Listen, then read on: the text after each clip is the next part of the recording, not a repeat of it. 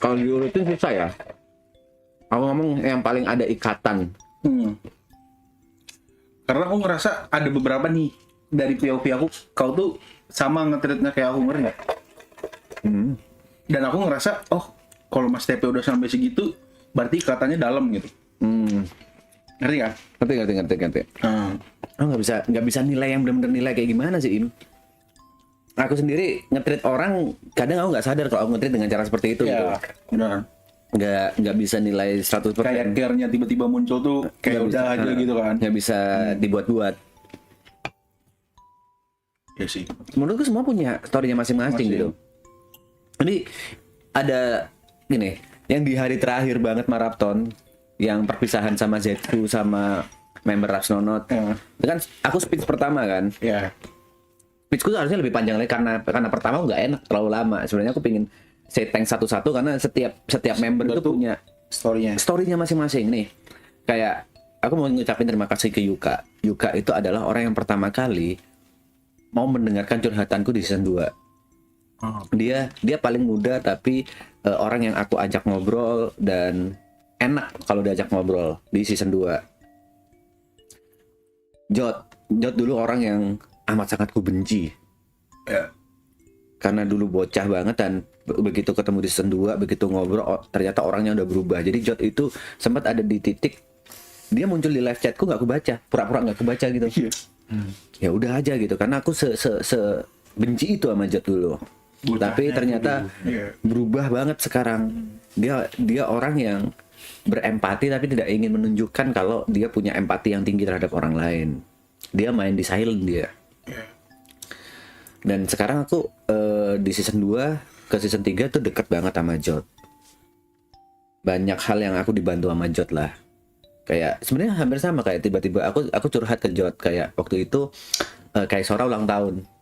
Kayak Sora ulang tahun dan aku pingin banget Terry sama Trixie berangkat ke Jakarta. Ya, tapi Greta bilang janganlah, simpan aja. Jadi uangnya tuh under 3 digit, masih 2 digitan gitu. Kalau Greta sama anak-anak berangkat ke Jakarta itu butuh sekitar hitung itu 10 sampai 20 juta. Ada prioritas lain lah. Ada prioritas lain. Aku cuma curhat aja ke Jot, tiba-tiba Jot nge-transfer gitu.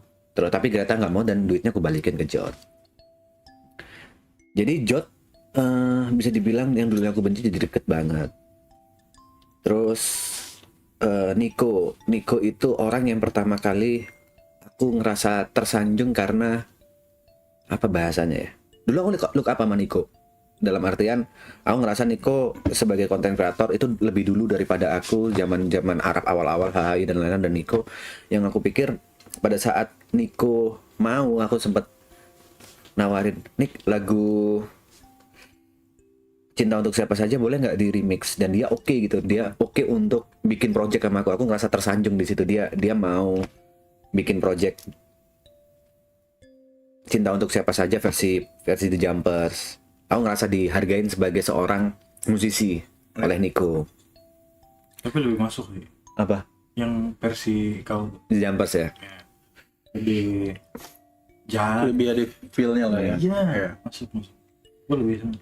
Terus Gary ini bisa dibilang orang yang after season 2 ke season 3 itu temboknya yang susah banget untuk kayak berasa ada tembok. Tapi Gary itu yang orang paling rewel, ngingetin aku soal makanan, ngingetin aku soal kesehatan, ngingetin aku soal kebersihan.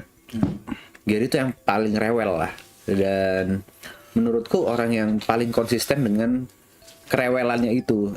Intinya dia bisa ngingetin orang tapi dia sendiri melakukan kebersihan itu juga. Dia ngingetin kesehatan, dia juga olahraga. Nggak cuma ngingetin doang. Terus Gary menurutku itu enak banget diajak ngobrol waktu mabok. Waktu jadi cucu tuh waktu dia mabok itu kayak enak banget. Tapi kalau dia lagi sadar nggak tahu kenapa ada gap. Nggak tahu ya gimana ya ngomongnya ya. Agak aneh aja gitu. Terus Arab just being Arab lah, dalam artian dulu aku look up sama dia. Ini dua orang ini saksinya pertama kali ketemu Arab. Lihat Arab ya, kesana nggak ya?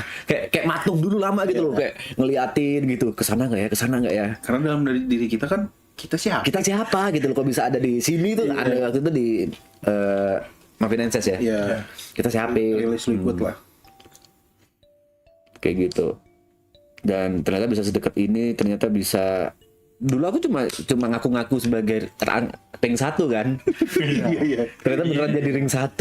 Dulu ngaku-ngaku Tom and Jerry, ternyata anjing beneran jadi Tom and Jerry. Sama dia sih rese bangsat.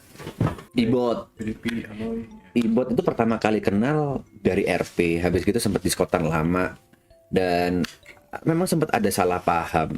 Ada salah paham yang menurutku ada kompornya juga sih. Ada orang-orang yang manas-manasin, tapi akhirnya kita ngobrol secara jantan, saling memaafkan dan saling memberitahu kalau ternyata ini salah paham bla bla bla, ya udah gitu. Ibot menurutku punya story yang cukup tebal soal kita sempat ada masalah, tapi bukan berarti setelah ada masalah kita tetap bermusuhan atau nggak enak gitu loh. Menurutku karena masalah itu jadi membuat semakin dekat, kita membuat satu sama lain. Oh ternyata karakternya seperti ini.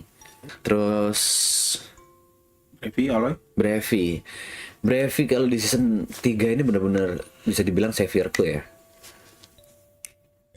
Dulu aku di season 2 itu kan di framing down. Dalam artian TP ini, TP itu. Nah di season 3 satu-satunya orang, bukan satunya, orang yang mengawali aku framing up itu Brevi. Dengan aku mau ngomong for revenge, terus dia TP main di mana sih, live di mana sih, terus TP acu. Akhirnya semuanya jadi framing up. Nah framing up itu di maraton amat sangat ngefek gitu. Awal-awal Aloy di season 2 yang framing up juga Brevi. Jadi King Aloy itu juga Brevi. Framing up sama framing down benar-benar di maraton itu banyak yang makan lah. Framing down kayak misalnya begitu Arab ngomong Gary Outframe, itu kan framing down. Itu benar-benar langsung orang ngiranya bener kayak gitu, padahal cuma bercanda. Kebalikannya begitu framing up lucu, walaupun nggak selucu itu tapi orang-orang percaya gitu. Jadi Brevi aku bisa dibilang salah satu orang yang aku utang budi dengan karirku yang sekarang ya. Karena memang viewer itu kemakannya tuh emang secepat itu sih. Kayak nyerapnya tuh loh. Karena mungkin ada beberapa orang gini, aku ngerasain keresahan nih, sebenarnya TP ini ganteng loh. Tapi kan gengsi mau ngakuin. Dengan adanya Brevi yang memulai yang kayak apa ya bahasanya, marketing kayak Marketing lebih ke ya udah framing aja kan. Jadi kayak orang memvalidasi hal itu akhirnya kan gitu. So, Aloy ini orang yang mementingkan orang lain daripada dirinya sendiri. Ada satu kisahku, jadi waktu itu aku benar-benar di tengah-tengah season 2 ke season 3 ya balik lagi masalah ekonomi lah. Tapi aku nggak mau cerita. Terus diajak lah sama anak-anak ke sebuah tempat gitu. Terus aku cuma ngerokok biasa, tapi Aloy itu kayak sadar kalau aku sedang memikirkan sesuatu. Tiba-tiba duduk di sebelahku gitu. Mas P kenapa? Gak apa-apa Loy. Nah, Mas P kenapa? Enggak, santai aja Loy. Terus tiba-tiba dia bilang, Mas P bikin usaha yuk. Yakin kau? Yang ada di otakku pada saat itu Aloy itu lagi gede-gedenya. After season 2 dia lagi gede-gedenya gitu. Yakin kau? Bikin usaha sama Aloy dalam artian ada duitnya plus ada free promonya. Betul. Kok yakin membuka sama aku? Tapi loh kayak gitu. Ayo bikin usaha. Akhirnya di dimsum coy. Akhirnya ngajak Padahal dia sendiri bisa. Dia sendiri bisa. Dengan duitnya dia, dengan fame-nya dia sendiri bisa. Tapi sorry aku potong. Tapi kau nanya nggak kenapa dia mempertanyakan dan kenapa dia ngajak kau? Enggak ya? Sekarang enggak. Karena itu tadi dia nggak suka kalau orang mungkin yang dianggap temannya atau dekat sama dia sedih. Mungkin itu cara dia untuk kayak ngasih solusi lah ya. Langsung ngasih solusi tiba-tiba Mas P bikin usaha. Itu aku benar-benar happy kayak anjing dia mau ya. Kayak diajak bisnis sama Aloy di season 2, aku yang bukan waktu itu masih nomor 9/9, terus impactnya nggak segede Aloy. Aloy lagi naik banget pada saat itu. Fenomenal lah itu mah. Ya itu kayak udah untung banget anjing.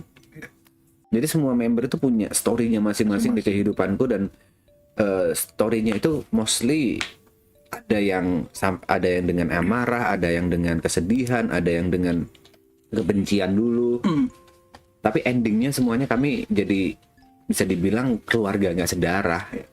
Tapi kalau misalnya kan kau bilang tadi kan kayak Yuka itu secara mendengar tuh kayak bisa lebih lah kayak kalau misalnya kau curhat tentang masalah-masalah waktu awal-awal tuh apa yang kau rasakan lah gitu.